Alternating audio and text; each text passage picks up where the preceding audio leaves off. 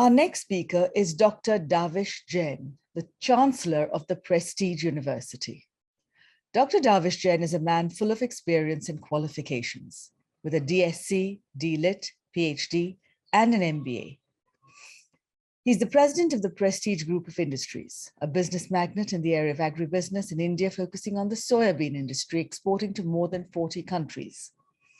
Currently, Dr. Davish Jain is also the chairman of the Prestige Education Foundation, which runs 9 institutions in 3 cities across central India and has more than 13,000 students in the higher education space for the last 26 years. He is the chancellor of the Prestige University, Indore, and a member of several consultative committees in Food Corporation of India and other areas. He has been unanimously nominated as the chairman of the SOPA, the Soybean Processors Association of India, for 6 terms, and is also the president of Central Organization for Oil Industry and Trade. A former president of Gwalior Management Association and member of National Food and Agro-Trade Industries, he's also been a speaker at many international fora. Dr. Jain has to his credit awards such as Man with a Vision and Mission, Icon of Madhya Pradesh, the world's greatest leader, and the prestigious Globe Oil 2021 award, among others. He is sponsored by the United States government in 1999 for an orientation program at the prestigious University of Illinois, and very recently was nominated as the Senior Vice President at the CEGR Center for Education Growth and Research, New Delhi. Namaskar. Good morning. There is no greater pillar of stability than a strong, free, educated, and healthy woman. Respected Madam Dr. Meher Master Moose, learned panel members on this virtual meeting, a very warm greetings of the day from Prestige Group India. Among several theories of origin of mankind, Genesis speaks of Adam and Eve, where God created Eve from Adam's ribs. The Indian scriptures have given Manu and Shatrupa as the first man and woman created by Lord Brahma. Hinduism, however, has a unique feature that I must highlight. Purush, the male, and Prakriti, nature or female, are symbolized as Shiva and Shakti, the 2 unifying energies that create life on the planet. My point here, friends, is that when nature and the God created the 2 genders equal, who are we to make these differences? India has in the ancient times always given highly respected status to women, even worshipping girls like goddesses.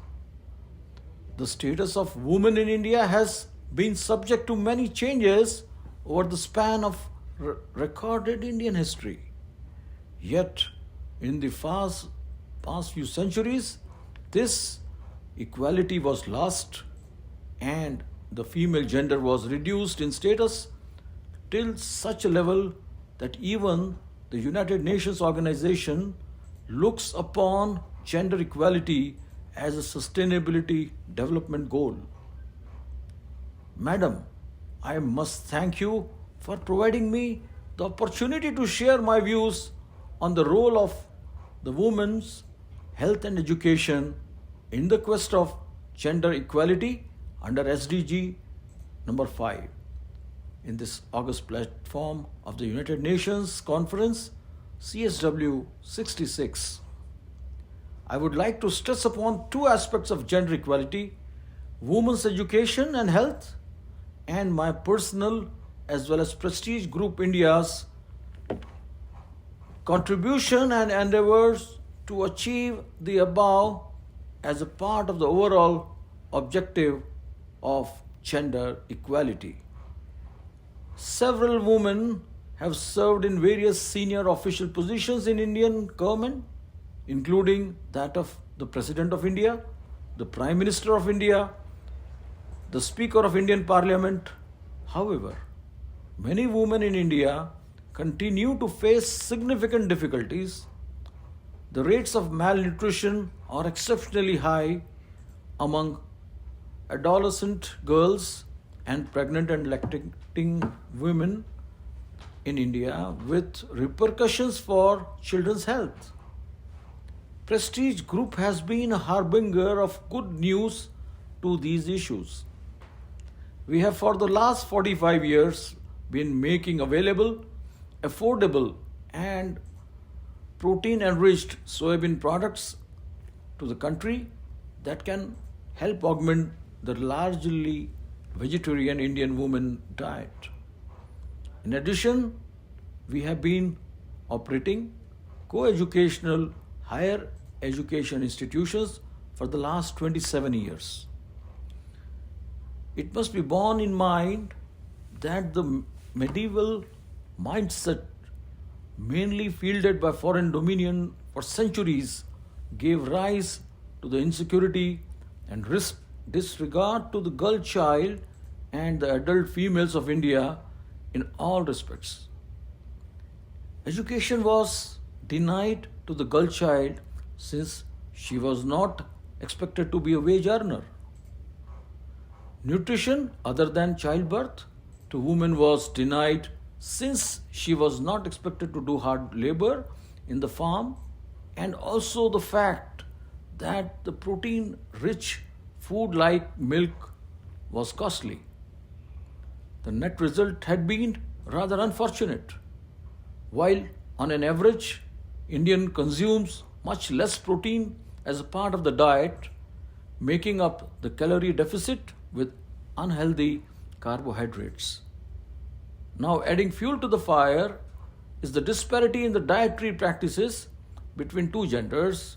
The average Indian woman is highly deficient in protein consumption. I am proud to say that my revered father, Dr. Jain, who is Padma Shri awardee, a highest civilian award from Government of India, has led by example on both the areas I just spoke of. My sister is not only highly educated, she manages institutions as well. All daughters of the family are postgraduates, and we have medico daughters-in-laws. Let me spend the few minutes on positives of soybean. The wonder bean, much like the moringa leaf in Africa, has the potential to be the universal source of protein for all across the planet and prove a much needed succor to vegetarians, especially Indian women whose diets lacks milk and other essentials. Coming back to education, it is my strongest belief that emancipation of women in general and Indian ladies in particular lies in the education of the girl child. Of the over 55,000 alumni that have passed through the portals of prestige institutions in India over the past 27 years, I am proud to say that the girl students have not only grown in proportion over the years, they have also been occupying top and key positions in academic and overall performance. In order to make the nation and the world a safe place for girls with an equal opportunity to learn and earn and go beyond the level of their mothers, we need to provide opportunities to the young females of the country with avenues to discover their skills, hone their abilities, and perform right alongside their male counterparts. It is of the paramount importance that every woman believes in herself. Empowerment of women is essential in building a sustainable society. The Government of India has recognized these needs, and our present Prime Minister, Honorable Shri Narendra Modi ji, is particularly concerned that each state has been rolling out programs to promote education for the girl child. Prestige Group, on our part, has been growingly aware of our responsibility to the cause and has encouraged meritorious young women with financial and academic support. We can see the outcome of such effort in nearly all spheres of activity. Indian girls have been doing the country proud in recent times, whether in the sports arena or in the corporate leadership, political arena, or even beauty pageants. Our girls and ladies have proven to become world leaders. They all have just two things in common. They had education and they were fed well with balanced nutrition. My humble submission of my family's and the Prestige Group's contribution to the cause in the last 4.5 decades, which has now been recognized as a sustainability goal for the entire planet. In the end, I will conclude with thanking the chair and hoping to see the global white paper emerge that may give roadmap to the United Nations for allocating substantial resources in this direction, not just for India, but for the whole world at large. Thank you, friends. Jai Hind.